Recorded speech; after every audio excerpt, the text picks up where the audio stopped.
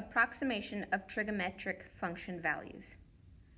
Get really excited because in this concept, we're pretty much just typing trig functions into our calculator. So it's a lot of calculator work and usually something that students enjoy.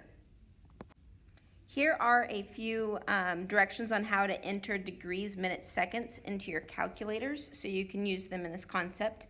If you've got a graphing calculator, follow this first bit. If you have a TI-30, follow the middle, or a Casio down at the bottom are your directions. If you are having any trouble with this, you're welcome to ask your teacher. You could also probably Google it and find a really great video showing you how to do this. We've also got some steps here on how to convert from degrees, minutes, seconds to decimal degrees and vice versa in your calculators if you're interested. Okay, first of all, you need to make sure that your calculator is in degree modes. Most likely, depending on your calculator, if you look at the screen, you should see DEG.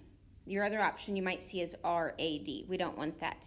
So make sure it's in degree. If it's not, if you're not sure, then just take a minute and Google it. Type in the type of calculator you have and ask how to switch from degrees to radians, from radians to degrees if you need to.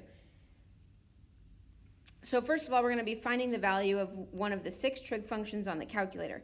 So we're either going to have sine, cosine, or tangent, and these are buttons that should be just on your calculator. You should have a button for each. If you need to find cosecant, secant, or cotangent, you won't find a button for those. We're going to use the reciprocal function. So for example, cosecant of 40, we will type in sine of 40 to the -1, the reciprocal of that, because cosecant and sine are reciprocal functions.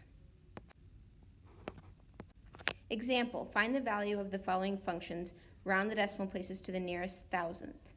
So first one, sine of 57, we have a sine button on our calculator, so we can just type that in and we get 0.839. Next one, we don't have a cotangent button, so we're going to find the tangent of 12. Whatever we get, we're then going to put in with our -1, so we're finding the inverse of that, and we get 4.705.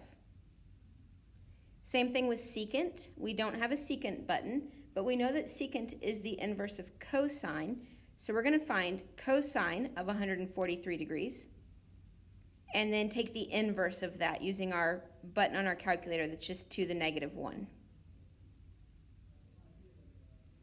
Problem D, we've got a cosine button, so we can just type that in as cosine of 37 degrees in 15 minutes.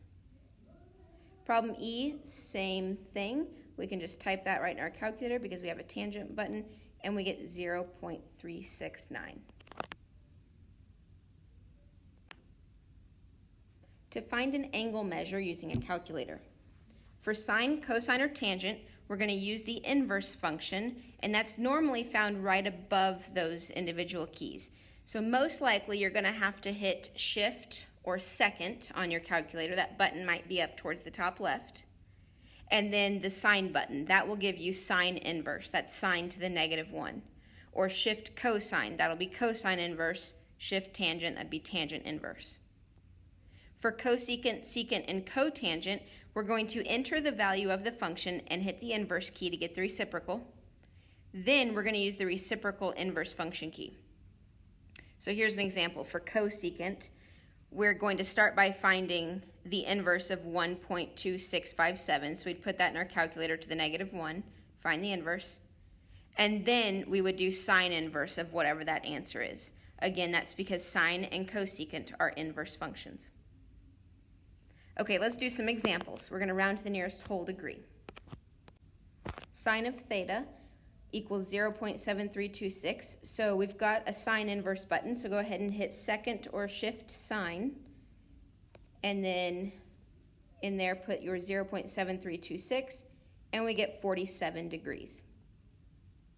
For problem B, we've got our tangent inverse button, so do shift or second tangent, so you get tangent to the -1, and plug in 4.001, and we get 76 degrees.